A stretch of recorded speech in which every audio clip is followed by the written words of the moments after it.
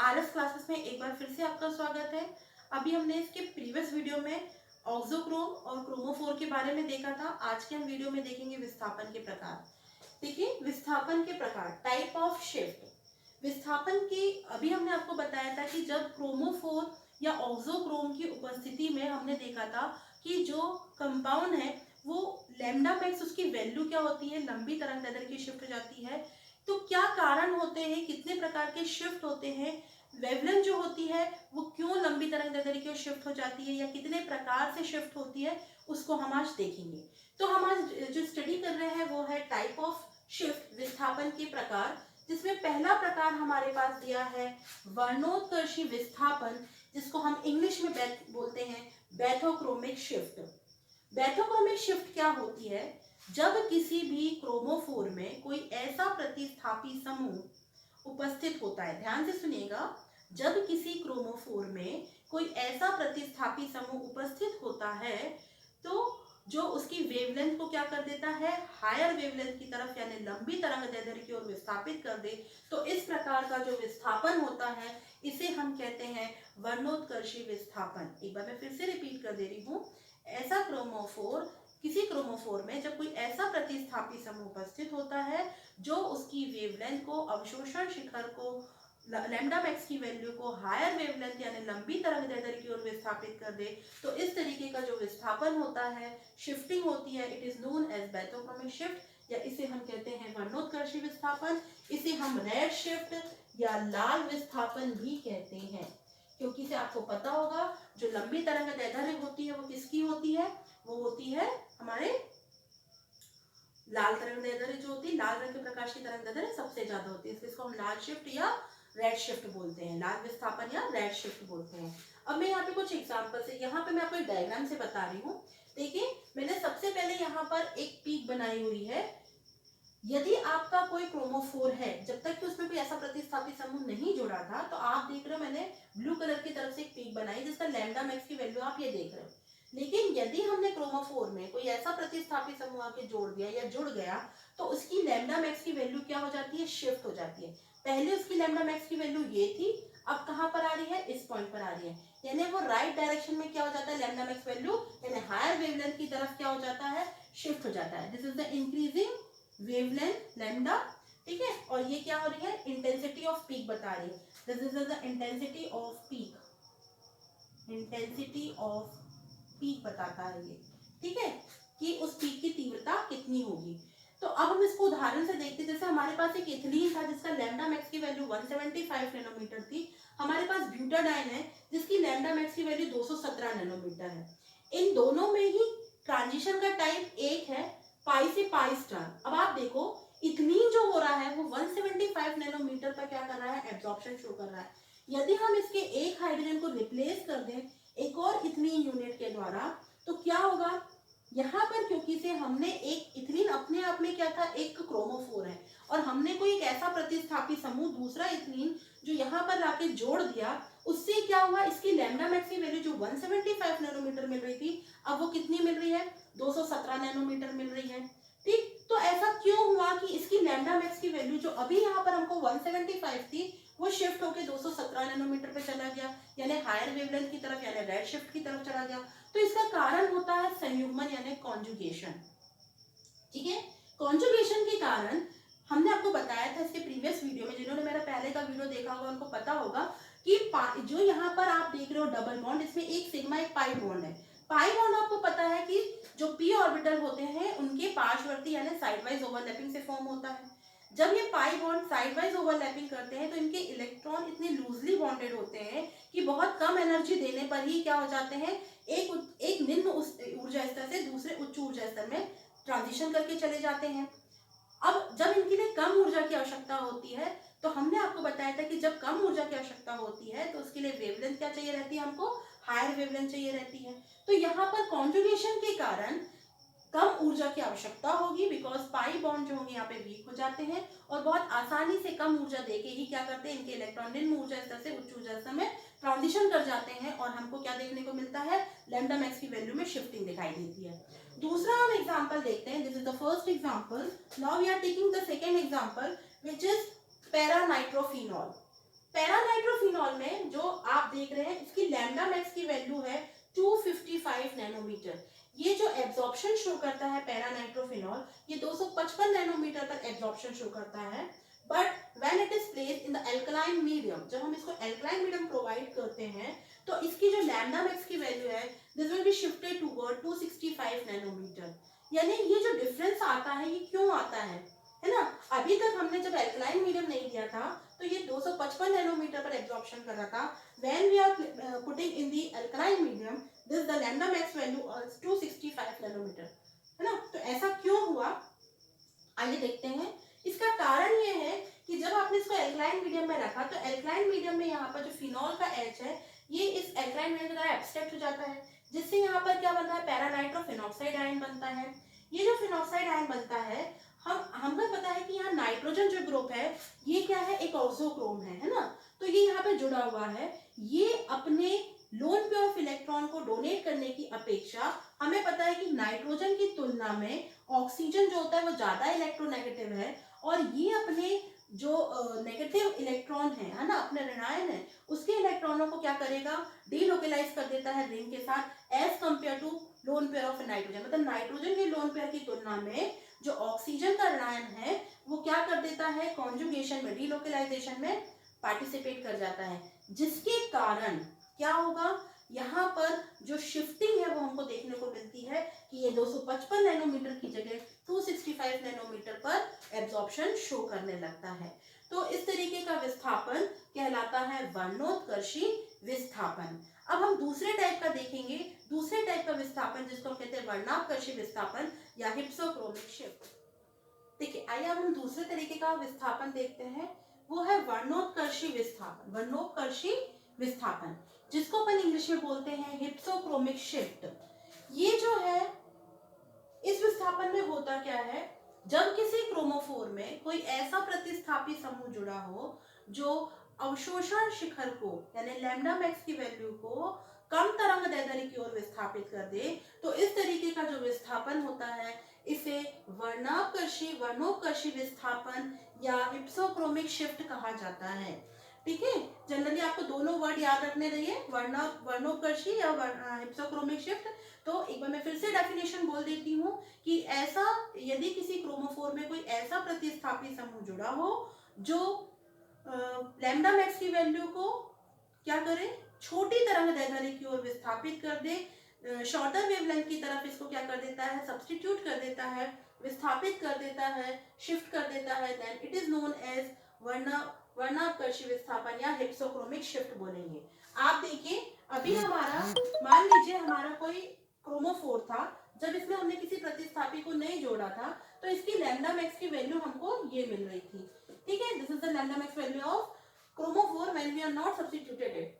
When you are substituted it, आपने इसको क्या कर दिया, किसी ऐसे प्रतिस्थापी समूह से प्रतिस्थापित कर दिया, तो आप देख रहे हो उसकी लैम्डा मैक्स की वैल्यू कहाँ हो गई, लेफ्ट साइड शिफ्ट हो गई। It is just opposite to bathochromic shift.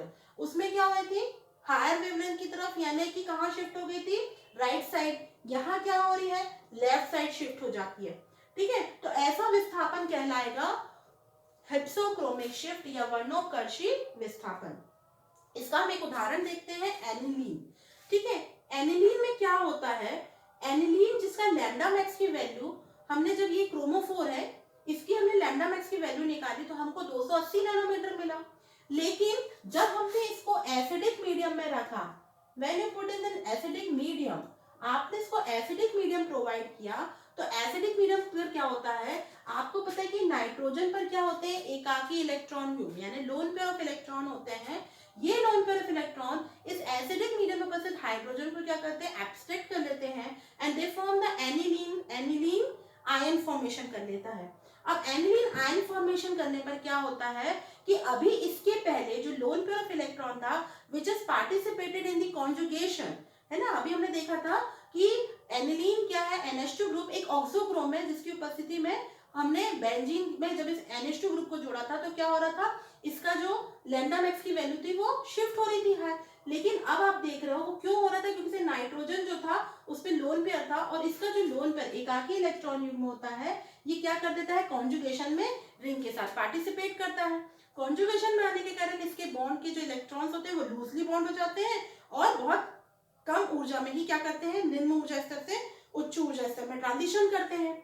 लेकिन अब क्या हो रहा है, जब आपने इसको एसिडिक मीडियम में रखा और एसिडिक मीडियम में रखने पर इसने क्या किया, प्रोटॉन को एब्स्ट्रैक्ट कर लिया, तो जो लोन पेयर ऑफ इलेक्ट्रॉन जो कि अभी इसमें उपस्थित थे और क्या कर रहे थे, कॉन्जुगेशन में पार्टिसिपेट कर रहे थे, जिसके लिए हम देख रहे थे कम ऊर्जा की आवश्यकता थी और ये हायर वेवलेंथ की तरफ एब्जॉर्प्शन कर रहा था, लेकिन अब ये उपस्थित नहीं होंगे। क्यों? क्योंकि से इसने क्या करा, इसके लोन पेयर ने इस हाइड्रोजन जो एसिडिक मीडियम में उपस्थित हाइड्रोजन है उसको एब्स्ट्रैक्ट कर लिया और एनिलीन आयन के फॉर्म में आ गए हैं। तो अब इसकी लैम्डा मैक्स की वैल्यू 203 हो जाती है। क्यों? क्योंकि से अब कॉन्जुगेशन के लिए ये लोन पेयर ऑफ इलेक्ट्रॉन उपस्थित नहीं होते हैं, है ना। अभी लोन पेयर ऑफ इलेक्ट्रॉन क्या हो गए हैं, उपस्थित नहीं है, जो कि कॉन्जुगेशन में भाग ले। जब ये कॉन्जुगेशन में भाग नहीं ले पाते हैं तो अब इनकी लिए जो ऊर्जा, जो इलेक्ट्रॉन को एक ऊर्जा स्तर से दूसरे ऊर्जा स्तर में यानी निम्न ऊर्जा स्तर से जो उच्च ऊर्जा स्तर में जाने के लिए जो ऊर्जा की आवश्यकता थी, अब वो क्या होगी, ज्यादा लगती है। यदि ऊर्जा की आवश्यकता ज्यादा होगी तो वो कम वेवलेंथ की तरफ क्या करेगा, शिफ्ट हो जाएगा। तो यही कारण है कि इसका लैम्डा मैक्स की वैल्यू क्या हो जाती है, लोअर वेवलेंथ की तरफ शिफ्ट हो जाती है। या इसी को लोअर वेवलेंथ यानी ब्लू जैसे जैसे हम रेड से ब्लू की तरफ चलते हैं तो वेवलेंथ की वैल्यू डिक्रीज होती जाती है, इसलिए इसको हम ब्लू शिफ्ट और नीला विस्थापन भी कहते हैं। आया समझ में? चलिए देखिए, अब तीसरे प्रकार का है विस्थापन अतिवर्णक प्रभाव, या हम इसको अतिवर्णक शिफ्ट या हाइपरक्रोमिक शिफ्ट बोलते हैं ना। हिंदी में बोलते हैं इसको अतिवर्णक प्रभाव, इंग्लिश में बोलते हैं हाइपरक्रोमिक शिफ्ट। ठीक है, बैथोक्रोमिक शिफ्ट अभी हमने पहले देखी थी, बैथोक्रोमिक शिफ्ट, दूसरी देखी थी हमने हिप्सोक्रोमिक शिफ्ट, और अब देख रहे हैं हाइपरक्रोमिक शिफ्ट। ठीक है, तो देखिए इसमें क्या होता है, आप देख रहे हैं, यदि हम इसके पहले डेफिनेशन देख लेते हैं हम कि अतिवर्णक प्रभाव की क्या परिभाषा है। यदि क्रोमोफोर में कोई ऐसा प्रतिस्थापी समूह आ जाता है या प्रतिस्थापित किया जाता है या जोड़ा जाता है जो पीक की लैम्डा मैक्स की इंटेंसिटी को इंक्रीज कर दे, तो ऐसा शिफ्ट कहलाता है अतिवर्णक शिफ्ट, अतिवर्णक विस्थापन या प्रभाव, या हाइपरक्रोमिक शिफ्ट बोला जाता है। ठीक है, इसमें देख रहे हो आप, हमारे पास मान लीजिए कोई क्रोमोफोर था जिसका लैम्डा मैक्स वैल्यू अभी कहाँ थी, ये थी। अभी अब यहाँ पे वेवलेंथ इंक्रीज और डिक्रीज नहीं हो रही है, यहाँ इंटेंसिटी इंक्रीज होती है। इंटेंसिटी का मतलब ये जो पीक की हाइट है ये या तो ऊपर बढ़ जाएगी, है ना। अब देखिए इसमें इस केस में क्या हो रहा है, हमने कोई क्रोमोफोर लिया था, उस क्रोमोफोर को हमने किसी प्रतिस्थापी समूह के द्वारा जोड़ दिया या सब्स्टिट्यूट कर दिया उस क्रोमोफोर में प्रतिस्थापी को। तो क्या हुआ, अभी हमको लैम्डा मैक्स की वैल्यू यहाँ मिल रही थी, ठीक है। अब लेकिन क्या हुआ, लैम्डा मैक्स की जो पीक की इंटेंसिटी है ना, हाइट है, वो क्या हो गई, अपवर्ड डायरेक्शन में इंक्रीज हो गई, यानी intensity off peak increases in the upward direction. तब इस प्रकार का जो प्रभाव या शिफ्ट होती है इसे अतिवर्णक प्रभाव या अतिवर्णक शिफ्ट या हाइपरक्रोमिक शिफ्ट कहते हैं। इसका उदाहरण देखते हैं हम, पिरिडीन। ठीक है, अच्छा ये क्या होता है, पिरिडीन में आप मतलब किसी ऑक्सोक्रोम को भी यदि इंट्रोड्यूस करते हो तो भी हमको ये देखने को मिलता है। ठीक है, जैसे हम पिरिडीन का एग्जांपल लेते हैं, पिरिडीन में हमको क्या मिल रहा था, 257 नैनोमीटर पर अभी क्या हो रहा था, एब्जॉर्प्शन मिल रहा था। लेकिन जब आपने किसी ऑक्सोक्रोम को क्या करा, शिफ्ट कर दिया, मतलब सब्स्टिट्यूट किया, जैसे यहाँ पर हाइड्रोजन था, इस हाइड्रोजन को क्या करा हमने, मेथिल समूह के द्वारा क्या कर दिया, इसको सब्स्टिट्यूट कर दिया। तो मेथिल समूह के द्वारा सब्स्टिट्यूट करने पर इसकी जो लैम्डा मैक्स की वैल्यू थी यानी कि 257 नैनोमीटर पर इसकी जो पीक हाइट थी, अब वो कहाँ मिल रही है, 260 नैनोमीटर पर इसकी इंटेंसिटी इंक्रीज हो गई। इसकी लैम्डा मैक्स की वैल्यू 260 नैनोमीटर यानी पर मिल रही है, यानी इसमें लैम्डा मैक्स की वैल्यू तो ठीक, लेकिन इंटेंसिटी ऑफ द पीक जो हो रही है वो क्या हो रही है, इंक्रीज हो रही है। लैम्डा मैक्स की वैल्यू में 257 और 260 नैनोमीटर का मतलब 2-3 पॉइंट का डिफरेंस आ रहा, बट इनकी इंटेंसिटी ऑफ द पीक जो है वो इंक्रीज हो रही है। तो इस प्रकार का जो शिफ्ट होता है या प्रभाव कहलाता है, इसे कहते हैं अतिवर्णक प्रभाव। अब देखिए फोर्थ टाइप का होता है अववर्णी प्रभाव ना। अववर्णी प्रभाव जिसको अपन इंग्लिश में बोलते हैं हाइपोक्रोमिक शिफ्ट, ये फोर्थ टाइप का है and it is the last shift. अववर्णी प्रभाव हाइपोक्रोमिक शिफ्ट, ये लास्ट विस्थापन होता है, लास्ट शिफ्ट है ये हाइपोक्रोमिक शिफ्ट, जिसको इंग्लिश में बोलते हैं अववर्णी प्रभाव। देखिए अब इसके डेफिनेशन देखें यदि, तो यदि किसी क्रोमोफोर में कोई ऐसा प्रतिस्थापी समूह यदि जोड़ दिया जाए जो पीक की इंटेंसिटी को, एब्जॉर्प्शन पीक जो है, अवशोषण जो शिखर है उसकी इंटेंसिटी को डिक्रीज कर दे। अभी क्या था, इंक्रीज कर रहा था तो अपवर्ड डायरेक्शन में कर रहा था, और डिक्रीज कर रहा है यानी डाउनवर्ड डायरेक्शन में, यानी पीक की जो इंटेंसिटी है, हाइट, उसको क्या कर रहा है, डिक्रीज कर दे। तो ऐसा विस्थापन कहलाता है अववर्णी प्रभाव या हाइपोक्रोमिक शिफ्ट बोला जाता है। आ रहा समझ में? ठीक है। अब इसमें कोई ऐसा ऑक्सोक्रोम को जोड़ दिया जाता है तो ऑक्सोक्रोम क्या करता है, पीक की इंटेंसिटी को क्या कर देता है, डिक्रीज कर देता है। ठीक है, जो इंटेंसिटी ऑफ द पीक है वो डिक्रीज हो जाती है। जैसे हमने एक एग्जांपल लिया है नेफ्थलीन, नेफ्थलीन में जो हमको इसकी लैम्डा मैक्स की वैल्यू 290 नैनोमीटर मिल रही थी, क्या होता है, इसकी पीक की इंटेंसिटी हमको पहले ज्यादा मिल रही थी। जब आपने किसी ऑक्सोक्रोम को यहाँ पर या किसी सब्स्टिट्यूट को यहाँ पर नेफ्थलीन में इंट्रोड्यूस किया तो इसकी इंटेंसिटी क्या हो जाएगी, डिक्रीज हो जाएगी। तो ऐसा जो विस्थापन है ये कहलाता है हाइपोक्रोमिक शिफ्ट। आई थिंक आपको समझ में आ गया होगा। अब हम चारों को ही एक ही डायग्राम में देखते हैं। आइए देखिए, हम इन चारों विस्थापन को एक साथ देखते हैं। ये देखिए यहाँ पर हम लिखते हैं, हमने लिया था लैम्डा यानी तरंग दैर्ध्य को, और ये इंटेंसिटी ऑफ पीक ली थी हमने, इंटेंसिटी ऑफ पीक। हमने देखा था कि वर्णोत्कर्षी विस्थापन जिसको हम बैथोक्रोमिक शिफ्ट कहते हैं, हमारे पास लैम्डा मैक्स की वैल्यू ये मिल रही थी। यदि ये लैम्डा मैक्स की value right hand side shift होती है तो बैथोक्रोमिक शिफ्ट यानी वर्णात्कर्षी विस्थापन कहते हैं। यदि ये लेफ्ट साइड शिफ्ट होती है यानी कि कम तरंग दैर्ध्य की ओर आती है तो इसे वर्णात्कर्षी विस्थापन या हिप्सोक्रोमिक शिफ्ट बोलते हैं। यदि लैम्डा मैक्स की वैल्यू इंक्रीज होती है, intensity of the peak will be increases to the upward direction, then it is known as hypochromic shift, जिसको हमने अतिवर्णक बोला था। और यदि पीक की इंटेंसिटी डिक्रीज होती है तो हाइपोक्रोमिक शिफ्ट यानी अववर्णी विस्थापन कहलाती है। तो आई होप कि आप लोगों को ये चारों तरीके के विस्थापन अच्छे से समझ में आए होंगे। इसके बाद अब हम अपना नेक्स्ट टॉपिक नेक्स्ट वीडियो में देखेंगे। तब तक के लिए आप लोगों को अगर कोई दिक्कत होती तो आप कमेंट बॉक्स में लिख के मुझे आप बता सकते हैं। आई होप कि मुझे नहीं लगता इसमें कि मैंने कोई पॉइंट छोड़ा होगा। आप इसमें और भी एग्जाम्पल अगर आप चाहें तो मैं आपको नेक्स्ट वीडियो में और भी बता सकती हूँ, आप मुझे कमेंट बॉक्स में लिख सकते हैं। ओके, आगे मैं आपको वुडवर्ड-फाइजर रूल के और नए वीडियो लेकर आऊंगी। तो फिर मिलते हैं नेक्स्ट वीडियो में।